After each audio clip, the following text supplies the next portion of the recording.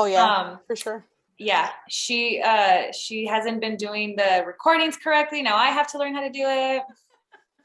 And doesn't surprise me, Jessica. Does not surprise me. Dude, I'm falling off the bandwagon of everything. Like, I just don't care. At the end of the year, I'm just like, fire me, let me go, Prima. Like, I'm just done with my life right now. And it's reflecting. Fired. It's been reflecting on all spectrums of my life, for sure. Yeah. So sorry. Well, I'm glad one Prima has it together. Otherwise, I wouldn't be here. Because apparently you gave her the wrong email. Thanks, Jess. Dude, I think I did give like a Gmail, or I had to do a Yahoo. No, it said like Lone Mart Corp. Does not surprise me. I know. Okay. Do some deep breathing. Go into nature. I know, you guys. Hear the waves and the beach. Today I'm gonna do a lot of self-care. Today I'm gonna finish Squid Games. Have you guys been watching that? Or Marilyn, I know you don't have time. The new thing. Oh, but I heard it's really good. Yeah, it's really sad. Last night's episode was bawling in tears. Cindy, don't even bother watching it because I know you don't like to cry. Okay, good. You feel immensely. No. Watch it because a lot of people said it's really, really good. Like I think I'm gonna get into it. Okay, no, get into it and then we can talk about it. And I'll be the person who doesn't know, so I'll have like a fresh perspective. It might take me a while though to finish the whole season. Is it a season or how many episodes? Like season shows. 9. Oh, no, but let's talk about it. If people are talking about it, let's definitely talk about it. So watch it. It's really good research. All right. Welcome back, everybody, to the Primas podcast. I am Cindy B. No, how did I do it? Cindy B. That's how I wanted to do it, but then my brother did. He was like, no. But anyways, and that's my Prima, Jess. Hi, everyone. Hi, Prima. How are you? I'm good. And we have a special guest. She's back on the Primas podcast. She was with us when we talked about, what did we talk about? Do you guys remember? Postpartum depression. Good. Come back.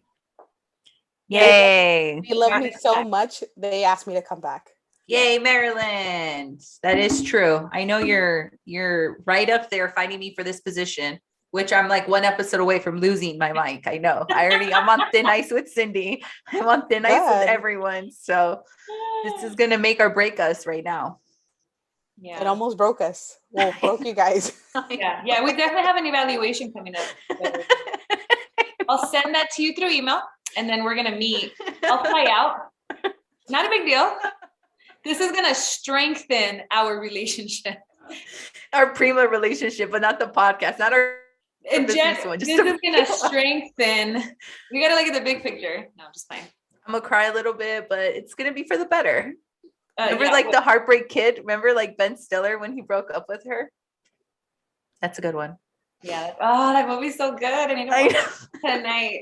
I don't think I've ever watched it, so maybe I should watch it. Watch it. Funny. Yeah, really. I like it. It's pretty funny. That was okay. Anyways, but in all seriousness, thank you, Marilyn, for coming on. Even though we've had our moments, no, I'm just kidding. I really appreciate you coming on, Marilyn. Thanks for having me back, guys. I'm happy to be here again. Good. We're happy that you're happy. So today we want to talk about autism awareness, and the Primas that you see here are very passionate about bringing awareness to different topics. So we're just some Primas from where are we from? How do we say it collectively? From all aspects of the world. I'm just kidding. From the Valley or from LA because you're originally from LA. Prima Cindy. We're just some Primas from SoCal. Yeah. Keep it general. And we're just trying to spread awareness on some of the topics that we, that we get introduced to or that we see. We're like, oh, it'd be so cool to share this because it might bring benefit to someone. But we are not professionals. And we always tell people to do your own research, always. Even if we were professionals, I would still probably say, hey, that's what I read, right? So take it away, Primas. Yeah, definitely. So thank you, Cindy. Great introduction on this topic. we're super passionate about human behavior, and this falls under that spectrum of human behavior. So Marilyn and I have had a lot of conversations within this topic, and I brought her on, and thank you, Marilyn, because believe it or not, as much as I downplay her sometimes, she has really great, amazing thoughts. And I know you're at the end of your MSW, so I know that you're not a clinician yet, but you still have amazing thoughts, Marilyn. And yeah, this is just bringing light to like kids on the spectrum. So Mare, before I give like a definition, did you want to give a little input on the intro? Well, I'm excited to be here to talk about this topic because I think it's really underplayed and there's a lot of people don't talk about it. So I'm happy to be here. I am a learner, although I'm in a master's program, I'm still a learner, full disclosure. So yeah, let's talk about this. Yeah, correct. We're all students of life, right, guys? Like, what do we know? We're just always willing to learn and talk about different topics and just hear what we have to say about it. So the first thing I did want to start off is the full definition of what is autism. And I found this definition on the Autism Speaks website, which is an organization, Marilyn, I don't know if you recall back at Lomart, we used to like work with and help try to fund. So it's this website, and the definition on their website again is autism or ASD refers to a broad range of conditions characterized by challenges with social skills, repetitive behaviors, speech, and nonverbal communication. According to the Centers of Disease and Control, autism affects 1 in 54 children in the US today. So that's just a very like simple, right? What autism is. And I specifically wanted to start this with defining what on the spectrum means. And I think before we used to say like, oh, those kids are autistic or whatever the figure of speech is, right?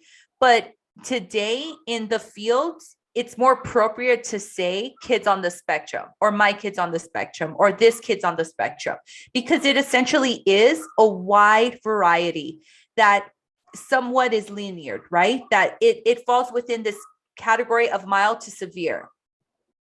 And so, yeah, do you guys have any thoughts about that definition or need clarification?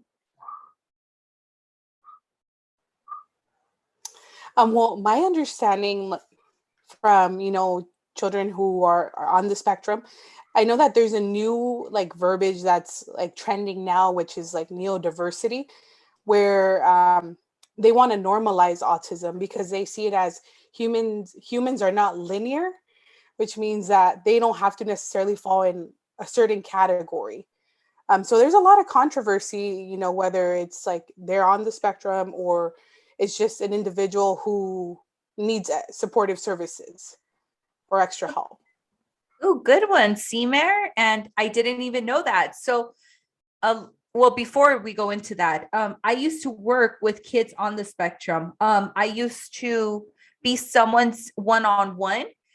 And I was with this kid for 3 months at his school. So he was a 5th grader. He was nonverbal. And I thought this was a career I wanted to pursue. And how, like a typical millennial, right? How do I know I love it if I don't do it? And very quickly, I only lasted 90 days in that job. And I quickly found out it wasn't for me. A lot of outside environments played a factor in that role at that time. My daughter was months old when I had just started that position. I was full-time student at Cal State LA and working this part-time job with another full-time job. So it was just a lot of things. And at that moment, I wasn't able to continue this career path. But at least I tried it for 90 days and gained so much knowledge of working with different kids on the spectrum. So learning, I never even heard that term until right now, Marilyn, neodiversity, which is good. It has that word in it, diversity, because it is essentially everyone is so unique. And to put someone in a category, which we love doing, right? We love putting people in boxes and saying like, this is where you belong. This is where you belong. And just working with the little kids in that spectrum of 3 months, it was so hard to place them, right? Like how it's just interesting. Yeah. It seems very diverse, like you guys said.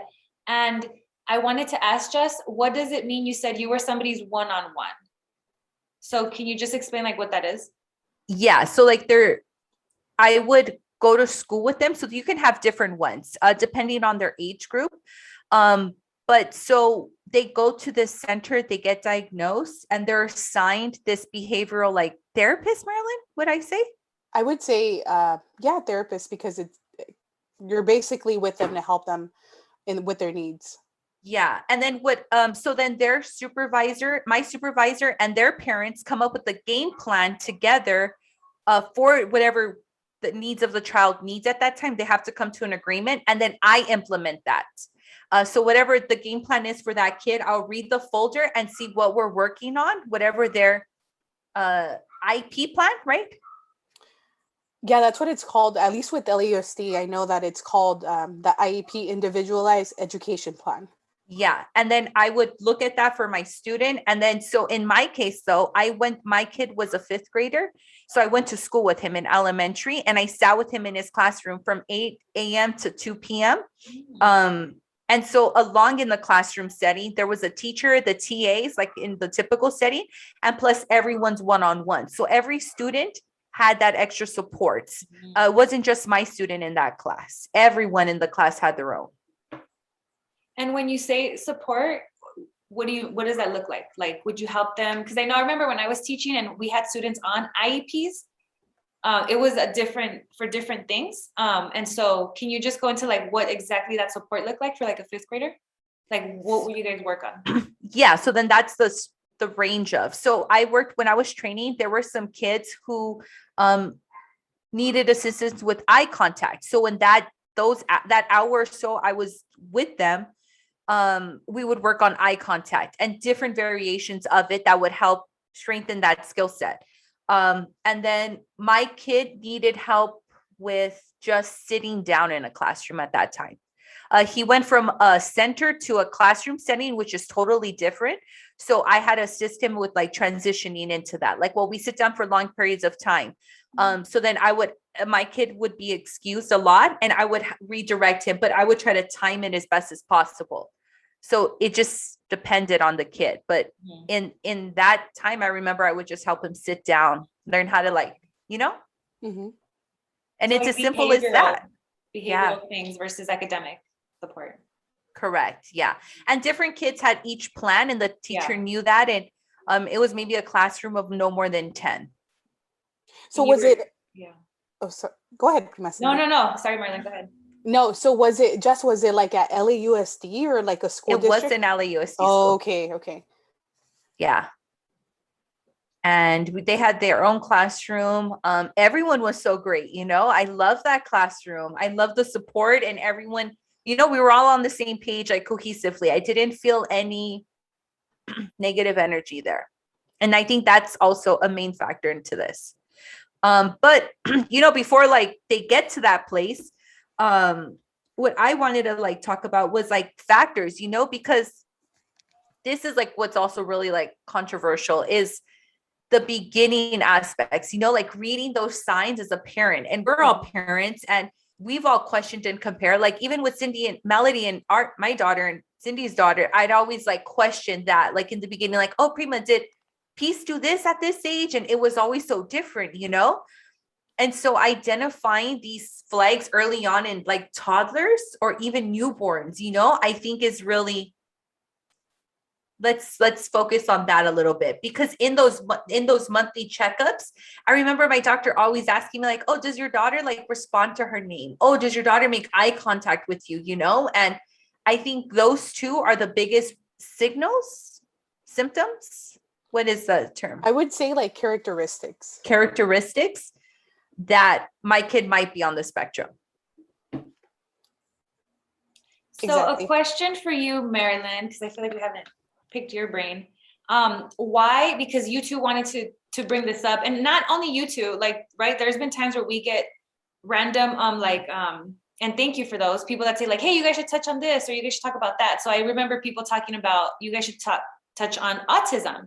I have absolutely no experience with autism besides like the textbook definition that you learn in college, what I read, but I've never really worked with or really been around someone who is autistic. So why is it so important to identify these characteristics at such a young age? Why is that important? So at least from my understanding, basically, if you are able to like see these characteristics and bring them up to your doctor's attention, you can possibly get your child early intervention helps, which means like if you can set up your child early on, as they grow, they can be resilient. I mean, they're not going to lose the diagnosis once they're diagnosed, but they're able to, live like a normal life, where they're able to go to mainstream school, don't need as much supportive services once they get older. So early intervention is key for anything, whether it be autism or, another diagnosis. You can't hinder a child with giving them early intervention. That's a great point. So that's why it's important when you see these characteristics in your child or in your child, it's best that you bring it up to your provider and see what they recommend. I don't know if you guys are aware, but in the state of California, from my understanding, is the only two agencies that can give a diagnosis of autism are Children's Hospital and Regional Center. So if you let your provider know, like, hey, my child is showing these characteristics, can I get them assessed? They're more than likely going to refer you out. So then, the professionals in these two agencies can give a diagnosis. Yeah, I did not know that. That's good because there's a children's hospital right here. Where would you say is the regional center in like the LA area? No, there's a lot. So Regional Center has like different branch offices in all of LA County. So you would just have to look up, what regional center belongs to you and then just go through the process with them. And honestly, like with the regional center, I think it's underplayed. Like a lot of people are not aware of them, and it's free. It's not income based, which means that, you have to pay on a sliding scale or you're going to have a ridiculous amount to pay for services. They just charge you like a yearly fee, which it's like no more than 150, I think, which is nothing because when you start about services, like let's say you go private, just a speech pathologist for speech therapy, they charge between 100 and 150 an hour. Correct. So then once they get diagnosed, then they would reach out to agencies like that I worked for and start working with a game plan to start implementing whatever like individual like planning requires for your child that parent and agency have to come to terms with. They can't force you, which I thought they had to like implement it, but the parents have to agree to it. And I think that's the hardest challenge is because it's so taboo. Like I've seen the parents be a little bit more resistant to wanting or taking that first step and identifying, like my kid's 4 and nonverbal, or my kid is flapping or doing, what is it called when they like do the internal stimuli? So it's stimming. Like if they flap their fingers or they have like a stim, something that they constantly do, but they do it to basically regulate themselves. So what I've seen is like some parents will want to stop their child, but that's like you're hurting your child because your child is trying to regulate themselves. So let them stim. Yeah. So I think the first step is that parents, are not in denial and want to accept the assistance, but it's hard. That's a tough one. And I remember working with the parents and talking to them, and a lot of them wouldn't want to hear what I had to say, and then I'm like, why don't you want to know like how your kid's doing? It was just like almost ashamed, Well, because I think as parents, and I'm going to, speaking for myself, I'm a parent, I have a child. So I think as a parent, like you don't want to hear that there might be something different with your child. But a lot of people don't understand that if you get your child early intervention, you're setting them up. You're setting them up to be more successful. You're setting them up for resiliency. So if by you not accepting it, you're hurting your child. And that's why I think autism needs to be normalized. Like this is okay. It doesn't mean that your child is broken or there's something wrong with your child. It just means that your child needs extra support. That's great. I think just like ADHD, it reminds me of how that could possibly be a spectrum situation too. And I think people with ADHD, or when I recognize it, I don't know why it drew my attention when I was studying in college. And when I see people with ADHD, I like now I'm not talking severe forms that like, I don't know, but I'm talking about people that I'm like, oh man, they're always constantly racing and they don't know how to calm down and they sleep less. Like, I feel like one of my brothers is like that. And I feel that's pretty cool if you learn how to manage it, right? Like you said, or people maybe, you know, that's good that you're saying why, because I don't think it's the parents' fault. I think there's so much on parents already, regular, if your kid happens to be the regular. And that's why it's important that you keep saying we want to normalize it, because I think things like ADHD, you know, if you're when you're autistic, I was reading about like Einstein being autistic and like a bunch of famous people being autistic and like just some of the things that they were able to do. So we have to normalize these boxes that we put kids in or people in, because there is absolutely nothing wrong with that child. The parent shouldn't feel that way. Unfortunately, society pushes on anything that's even the tiniest bit different. And I think also being empathetic to the parent and being, my biggest thing is like education. So I wanted to go back really quick, just because it kind of moved really fast. And for someone who doesn't know, what are the things that you guys would say we should look out for just to inform people like, oh, I never knew that. I thought my child was just quiet, or I never knew, because they are able to do other things. So and then after you notice that, what is the first step you can take that you would recommend? Okay, so I'll go first. I mean, I'm not really familiar with a lot of the different characteristics, but some that I know is eye contact. Like if your child lacks eye contact, but that doesn't necessarily mean that your child might be, you know, on the spectrum. So eye contact, if your child has like stimming, like for example, flapping their hands.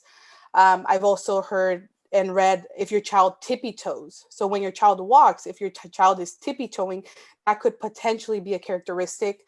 If your child is nonverbal, which means like, you know, your child is, let's say, a year and a half, and you've noticed that your child is hardly saying any words or not saying any words, that could be a characteristic. If your child has regression means basically your child was doing everything, eye contact, had words, had, you know, everything, and then all of a sudden it stops. Your child completely stops talking, completely stops doing eye contact. Also, if let's say your child's playing and someone comes into the room, you know, typically a child will look up to see who entered the room.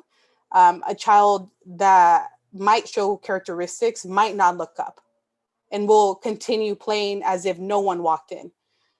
Those are some signs that I know of. And I know that there's a ton of other signs. But really it comes down to, if you see any signs and you feel a little not uncomfortable, you're like, well, something might be different with my child, you can definitely bring it up to your pediatrician. That's the first person you're going to want to talk to about it. And then your pediatrician would make the recommendations. Now, if your pediatrician, like let's say you see these characteristics and your pediatrician's like, no, your child's fine, but you still feel like something is there, then you can seek services through regional center, they'll evaluate, or even through Children's Hospital. Good one. Yeah, all those signs. And then another big one for me was the flapping of the hands. Did you mention that one, Marilyn? Yeah. Yeah, that one is a big one as well. Other than that, I think she said them all. And I like how it's not just one person, right? It's not this one provider that you need to seek. You have different options to go around, you know? And like Marilyn said, if you feel like maybe you're not getting it looked at, have multiple opinions, you know, like as a parent, you're entitled to do all that. Just don't take it for one and be like, okay, that's it. It's not going to help you sleep better at night. You need to like attempt to make an effort and to fix like how you're feeling, right? Because essentially you're your kid's advocate until like all these other like agencies are involved. But in that moment, before stepping out, you're the kid's voice. And mom, like, you know, your parent, as a parent, we always know what's best for our own kid. You know, like I can't give advice. I'm like, Marilyn, I think this is what's going to work best for your kid. It's always like coming from directly the parent. Yeah. Exactly. And then even when you start, like the child starts receiving services, you're always going to be your child's advocate. If you feel that, let's say your child is getting therapy and the therapist is not like not really doing, you don't see any changes. And I mean, I don't mean overnight. Like, let's say you've been working with this therapist for 3, 6 months and there's no really improvement and you're starting to question, you can always say, you know what, let me rethink this. You can, ask to speak to your supervisor and get a different therapist, because the therapist needs to match the child as well. If there's not that connection, then it's not going to work for the child. And as a parent, as a consumer, you have the right to say, hey, this isn't working. I'm going to look for, other help. Yeah. Okay. Awesome. So I think it's cool that you talked about the intervention part, which is like prevention, right? And so once if you notice something in your child, start asking questions, or even like, get on your phone and like start doing your own research. And then those regional centers were cool. But what I think is really cool is the part where you said it prepares them to be able to manage society, like the rules, like you got to be normal or sit in a chair for this long. And so I think that's cool, because that's part of like the solutions, so that parents know, like, you're going to set your child, you're going to help them be able to live in our world where we see someone who is different and we're like, oh, they're different. Let's point that out. And so I wanted to come back to Jessica. When I asked you before we even recorded, like when we were planning on this, I'm like, why do you want to talk about this? And you mentioned, I want that when my daughter is in the playground and they notice a child that's behaving differently, nothing crazy is going on, but they're doing something that stands out. And I think that's an important part. So can you talk a little bit more to that? Yeah, not so long ago, I took my daughter to a park and there was an older kid who I immediately was able to determine, based off like my experience working with them, that he was on the spectrum. So he was a little older in the playground area, and I saw his mom like kind of let him play on his own and not hover, which I thought was great. And I saw some kids, like even my daughter, would be running around him and they would stop and look at him. And all he would do is, when the other kids would run by, was wave hi at them. And he said hi. He would say hi, hi. And all the kids would run around and they would say hi to him. And I liked how they were engaging with him. I like how no other parents were like, don't play with him or anything like that. And even his mom felt comfortable enough to like not intervene in that engagement, But there's other times, and it made me think of just other times are like, yeah, this is a primitive time for my daughter, for me to educate her, and it made me think about like, wow, I've never even thought about like this aspect of my daughter, because she's, with COVID and everything, she really wasn't socializing that much. But it just made me think, like, I want my daughter to not point and be that like bully essentially, right? Or not make this kid feel bad. I want my daughter to understand that every kid is different, like you just said, Prima.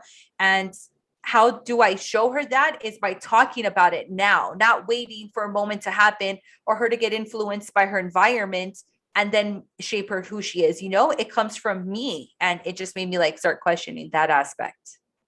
So you want to normalize it. Mm-hmm. You want to say like, yes, whatever. Marilyn, same question. Why do you think that this is important that we talk about this? Like, what's something that, because I haven't asked you, like, I don't know that story. Well, I mean, I think it's like Jessica said, actually one of my really good friends, her child is on the spectrum. So she has autism, and Mondo, which is my baby, has, we go on play dates. Mondo sometimes wants to, play with her, throwing the ball. And sometimes, the little girl, she'll stand there and she'll stim, and Mondo just stares. And I'm like, it's okay, Papi, we can still play. And so I try and get him to engage with her. Like, let's throw the ball this way, or let's give it to my friend's daughter so she can go ahead and throw it. And so we'll hand the ball over and then she'll throw it. So it really comes down to the parents, like parents teaching their children at a very young age that, there's nothing wrong with the other child. It's just, we need to play with them, maybe like help them or play differently with them. And it's okay. Yeah, me and my daughter were watching, it's called Nailed It on Netflix. It's like where they give them like a cooking thing. They have to bake it. So they always have like a guest celebrity judge or like someone famous. And they had Big Frida, do you guys know? It's like I don't even know too much. I just know Beyonce like had him in one of her videos or something. That's the only reason I know who this is. So I don't know if it's necessarily like a guy in drag, or a person that wants to identify as a female. So I apologize in advance. I don't know how that person identifies, but she was completely like hair, eyelashes, nails. And so my daughter was like, oh, is that a boy or a girl? And I said, oh, it's a boy dressed like a girl. And then, sorry if that's wrong. And then she was just like, but why? And I told her like, because, and I tell her this a lot with like hair length also. And I'm like, some boys like to dress as girls, or some boys feel pretty be identifying as a girl. Like I try to explain the best that I can, but like she'll bring it up too with hair. Like if a girl has really short hair, she'll be like, oh, that girl has a boy haircut. And I said, no, some girls like to have short hair. So it's all about normalizing, right? Like if there's this guy one time, he was a boy, right? And he had his nails painted. And then, and you know, at that age, they're asking right in front of the person, and I have to school them right in front of them. And I'm like, she's like, why do you, like, she was so confused. And then he was cool about it. He was just like, oh, you know, I really like this color. And so she was like, that is pretty. And then like that, right? Kids are not socialized to that extreme where she was like, okay, well, he likes that color. It's a good point. Like she just got it. I didn't even have to be like, don't do stuff like that. You know, I was just like, okay, good. So I think that's a cool part that you guys are trying to, we're talking about this to bring awareness, but also to normalize that all children are beautiful, even adults. Obviously, we were children once, and we're so unique. And as soon as somebody steps outside of the box, we attack and we judge. And it's our generation's, I feel, responsibility to be like, no, we need to respect people regardless of how you feel about that person. You know, like what's like just respect. It's so hard for us to just, I know. So that's crazy. So to honor that person, right? Let's just start honoring everyone and their individualistic characteristics. Yeah, I agree. Well said, Prima Cindy and Jessica, honoring. Yeah. So let's get to what? Sorry, you were going to say something. I was just going to say, we got that from Georgina, and I need to give her credit, even though she says, I didn't do it. I didn't say it. I was like, bro, you showed me that word, and forever I'm going to use it. Way. Yeah. My mind was blown with that word, honoring. So let's get to the solutions part, although we talked a lot about like the intervention part, but if there's any resources or anything else that you can share with us to equip us with more knowledge. Resources, I think, like really the regional center, like I said, it's underplayed. A lot of people don't know about it. They're all over LA County, that's in California. And it's something that if you need help, they even offer like for children who might have like a developmental delay, but might not be on the spectrum, they offer those services as well. Oh, nice. So definitely, I would say if you need help, go to the regional center. They're great. Their case managers are amazing. And just don't sit with it. I mean, as a parent, just, you know, be your child's advocate. Go out there and fight for them. And if you need help, drop a comment below and I'll be your advocate. Definitely, you know. Marilyn loves to shout at people for no reason. Trust me, guys.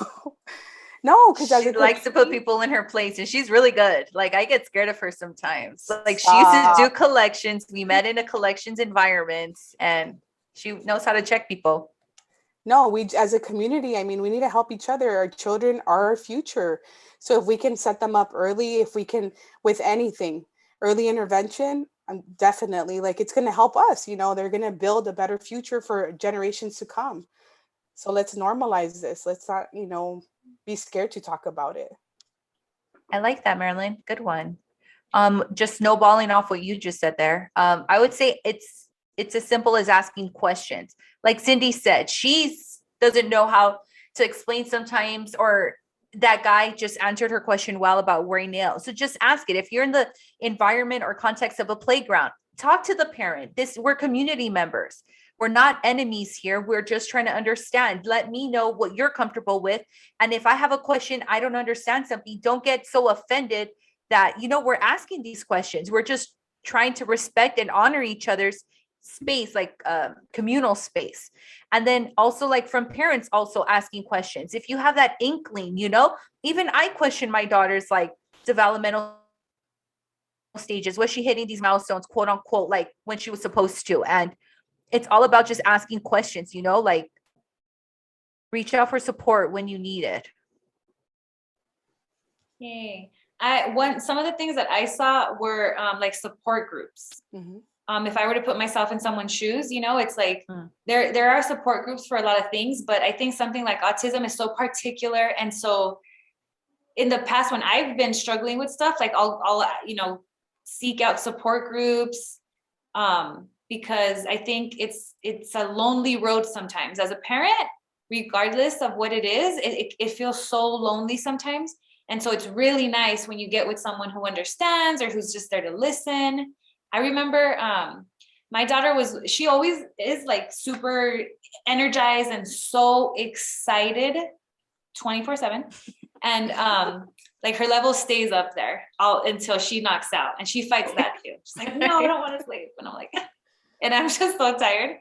But I remember one time I took her to the library. They had like reading, and she was like 1 or 2, maybe 1 though.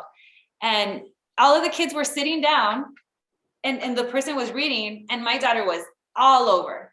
And then I remember like, it's lonely because everyone's just looking at you, and it's not cute after a while, you know, first it's like, no, that's cute. But then it's like, no. And then I would bring her back and she would like fight me. And so I'm like, she needs space. And then this one lady came up to me and she started interacting with her. She started asking her questions, and she kind of started to help because I'm sure she saw that I was like, about to lose it. And then because she just wouldn't listen. And the mom was like, it was very helpful. And I think she saw, so that was awesome. But also she goes, don't worry, I have twins. You know, and I'm just like, okay, because I don't have twins, but she was just like, I get what it's like to have to be constantly. And there's nothing wrong with my daughter, you know, like there's absolutely nothing wrong with her. Sometimes I would be like, why can't you just sit still? Or like, why can't you just go to sleep? Like Melody, Jessica's daughter, when we're in the car, she just hears the word car and she's already like, let's go. Like she's not even tied yet. And she's like this. My daughter doesn't. And so just doesn't, right, Jess? Like you've seen her up, or she's like, I'm not going to sleep, man. And she's like, you know. And, you know, sometimes we compare, and I'm using that as an example, but sometimes we compare so much, especially when we get frustrated. And I think it can be lonely, you know, to be a parent. So I think that support is very important, that community, or that like, don't stare at kids when they're doing something weird, like their parents are seeing it. Like, stop. We're so bad at that. Like, I know people will record stuff and it's like, that child is having a normal reaction to some sort of stressor in their environment. And people are like, you're a bad mom because you don't know how to control your kid. And it's like, and even for the parents, like picking off of that, you know, for parents, when their child gets a diagnosis, whatever the diagnosis might be, whether it's autism or anything else, you know, it's a big shock for the parent. So I think like parents should seek out like therapy, seek out help. Because internally, like, I'm sure you as a parent, you're feeling like, oh my God, my child, like, what am I going to do? But if you're able to like talk to someone, you know, and work through that, I think it would even make you as an even better parent to help support your child. All said. Man, I can't wait to see Peace. I miss her so much. Oh, we can't wait to see you guys either. So great topic, ladies. Yes. I think in a nutshell, you know, like we always say, we're not experts. Who are we, right? But we love human behavior. And in this aspect, and this, like, just understanding it, you know, just having compassion and empathy for the unknown, essentially. Like I said in the beginning of this conversation, there's no definite answer to like why kids are born the way they are, right? There's a lot of theories out there, and I know the 2 biggest ones is the environment and our genes, you know, but we can't pinpoint things. We don't know exactly what it is that causes it. So it's just a lot of unknown, and a lot of understanding will go a long way. Yep. Can I share one quick story? It's quick because we're kind of early. I'm taking up my whole hour, not just playing. But there's this movie called Glass. Have you guys seen it? It's like a thriller drama. It's kind of like a comic book type movie, but there's villains and whatever. Okay, so the reason why I want to bring it up is because it had such a beautiful analogy of life. So it's villains, right? So they have this guy called the Beast. Then there's so the Beast has like multiple personality disorder. And so he has a bunch of different personalities. And one of them is the Beast, which is like the worst one. But that's his superpower. Well, if we're looking at a comic book, right? Like even the villains have superpowers. So that's his superpower. And then there's this other guy who's called Glass. And he's just extremely fragile. Like nothing can touch him because he's glass almost. Like he just has this diagnosis as a child, but he's the smartest person in the world. But he's in a wheelchair, he can't move. And then this other person, I don't know what his name is, but he's like the strong guy. Like his super strength is like being extra strong. Point what I'm trying to make is they all get them gathered and they take them to the psychiatry, the therapists are breaking them down. And they're like, you don't have this superpower. And so they're just breaking them up and saying like, look, this is what happened. And they're like, what? But what about that? Like, well, that happened because of this. So they're explaining all of the magic that happens when they get their superpower to make them understand, like, you're a normal person. You don't have a superpower. That's why you're in here, but we're going to help you type. And then at the end, the smart guy, Mr. Glass, he's like, he figures out how to escape. And so he gets him out. And then he wants to see the other two fight. But that's just like the movie. But what I'm trying to say is somebody pulls out a phone and starts recording them. And then so the whole thing was like, don't ever let anyone tell you that something different isn't yours, or that, oh, you have a lot of energy. I can totally be like, oh, my daughter has ADHD. She can't stay still. Let me go talk to people. And then I'll convince someone to give me medication, or right? Or, oh, my child's too quiet. There's something wrong. So I'm not going to even say it to nobody. And it's just like, no, we all have unique superpowers, and it's easy. We let people take them away because we don't act normal. So that's why I brought that movie up. It's a really cool movie. And that analogy, it was cool because they recorded it. And once it went viral in the movie, and everyone's like, how are these people doing it? And it's just like, you all have it. We all have a superpower and we need to tap into it. So yeah, just wanted to share that. Oh, it's really good. I'm going to have to watch that movie. Yeah, it's really good. It's really, really good. I highly recommend it. But anyways, we're done. Yeah. Let's wrap it up. What a long week, ladies. Yeah, thank you so much. It's super late. Have a great weekend, and we love you all. Thank you so much for listening. Please let us know any feedback, if you'd like for us to talk about something else, or what you thought of this topic in the comment box below, like Marilyn said. And follow us on Instagram at Primas Podcast. We love you. Bye. Bye.